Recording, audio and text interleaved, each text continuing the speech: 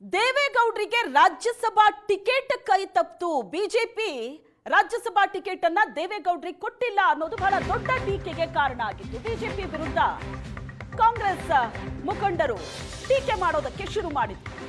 ಕಾಂಗ್ರೆಸ್ ನಾಯಕರು ಮಾಡಿದಂತ ವಾಗ್ದಾಳಿಗೆ ಖುದ್ದು ದೇವೇಗೌಡರೇ ತಿರುಗೇಟನ್ನ ಕೊಟ್ಟಿದ್ದಾರೆ. ನನಗೀಗ 90 ವರ್ಷ, ಇನ್ನೆಷ್ಟು ವರ್ಷ ರಾಜಕಾರಣ ಮಾಡಬೇಕು, ರಾಜ್ಯಸಭಾ ಸದಸ್ಯರಾಗಿ ಆಯ್ಕೆ ಆಗಬೇಕು ಅಂತ ವ್ಯಾಮೋಹ ಇಲ್ಲ. ಆ ರೀತಿ ವ್ಯಾಮೋಹ ಇದ್ದಿದ್ರೆ ಬಿಜೆಪಿ ನಾಯಕರನ್ನ ಭೇಟಿ ಮಾಡ್ತಾ ಇದ್ದೆ ಅಂತ ಸುದ್ದಿಗೋಷ್ಠಿಯಲ್ಲಿ ರಾಜ್ಯಸಭಾ ಚುನಾವಣೆಯ ಬಗ್ಗೆ ದೇವೇಗೌಡರು ಸ್ಪಷ್ಟನೆ ಕೊಟ್ಟಿದ್ದಾರೆ. ಒಂದು ರಾಜ್ಯಸಭಾ ಸ್ಥಾನದಿಂದ ನಮ್ಮ ಮೈತ್ರಿಯನ್ನ ಅಳಿಬಾರದು. ಮುಂದೆಯೂ ಕೂಡ ಪ್ರಧಾನಿ ಮೋದಿ ಅವರನ್ನ ಭೇಟಿ ಮಾಡ್ತೀವಿ, ಮುಂದೆಯೂ ಕೂಡ ನಮ್ಮ ಸಂಬಂಧ ಹೀಗೆ ಇರುತ್ತೆ ಅಂತ ದೇವೇಗೌಡರು ಸುದ್ದಿಗೋಷ್ಠಿಯಲ್ಲಿ ಹೇಳಿಕೆ ಕೊಟ್ಟಿದ್ದಾರೆ. ಕುಮಾರಸ್ವಾಮಿ ಸಹ ಮೋದಿ ಸಂಪುಟದಲ್ಲಿ ಮುಂದುವರಿಯಲಿದ್ದಾರೆ, ನಾವು ಮೈತ್ರಿಯಲ್ಲಿದ್ದೀವಿ, ಯಾರ ಹಂಗಿನಲ್ಲೂ ಇಲ್ಲ ಅಂತ ದೇವೇಗೌಡರು ಹೇಳಿದ್ದಾರೆ. ನಮ್ಮ ಹಾಗೂ ಮೋದಿಯವರ ಸಂಬಂಧ ಚೆನ್ನಾಗಿದೆ ಅಂತ ಸ್ಪಷ್ಟನೆಯನ್ನ ಕೊಟ್ಟಿದ್ದಾರೆ. ರಾಜ್ಯಸಭಾ ಟಿಕೆಟ್ ಮಾಜಿ ಪ್ರಧಾನಿ ದೇವೇಗೌಡರಿಗೆ ಕೈ ತಪ್ಪಿದ್ದಕ್ಕೆ ಕಾಂಗ್ರೆಸ್ನ ನಾಯಕರು ಬಿಜೆಪಿ ಮೇಲೆ ವಾಗ್ದಾಳಿ ನಡೆಸಿದ್ರು. ಆದ್ರೆ ಇದಕ್ಕೆ ಖುದ್ದು ದೇವೇಗೌಡರೇ ಸ್ಪಷ್ಟನೆಯನ್ನ ಕೊಟ್ಟಿದ್ದಾರೆ.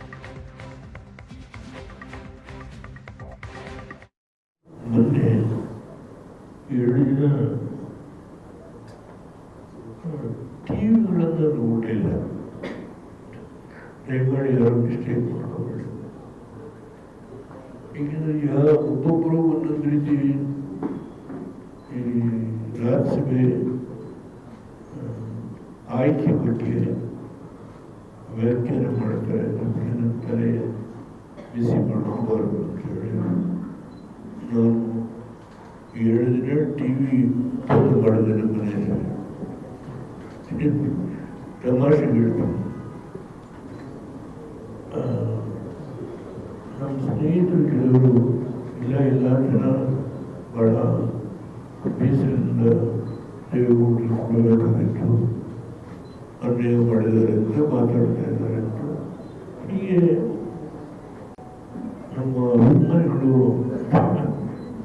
ನನಗೆ ವರದಿ ಒಪ್ಪಿಸ್ತಾ ಇದ್ರು. ನಾನು ಅವರಿಗೆ ಸಮಾಧಾನ ಹೇಳ್ತಾ ಇದ್ದೆ. ನಾನು ರಾಜಕೀಯಕ್ಕೆ ಬಂದು ಎಷ್ಟು ವರ್ಷ ಆಯಿತು,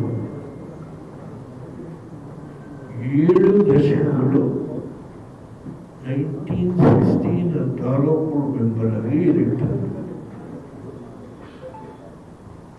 ಅದಕ್ಕೆ ಮುಂಚೆ ಆಂಜನೇಯ ಕೋಆಪರೇಟಿವ್ ಸೊಸೈಟಿಯ ಕ್ರೆಡಿಟ್ ಕೋಆಪರೇಟಿವ್ ಸೊಸೈಟಿ ಅಧ್ಯಕ್ಷ 1954-55. ಅದಾದ್ಮೇಲೆ ನಿಮ್ಗೆ ಅನೇಕರಿಗೆ ಗೊತ್ತಿಲ್ಲ, ಇವರು ರೂರಲ್ ಇಂಡಸ್ಟ್ರಿಯಲ್ ಕೋಆಪರೇಟಿವ್ ಸೊಸೈಟಿ ಅಂತ ಹೇಳಿ among ourselves. My friendship only is not because of this Rajya Sabha membership. Rajya Sabha membership is not an important issue.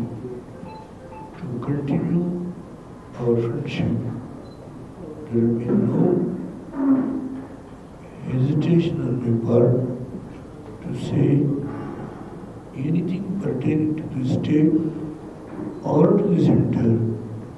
Even today, I will be made by Prime Minister Narendra Modi to interact and to present whatever the problems that concern the state and the center.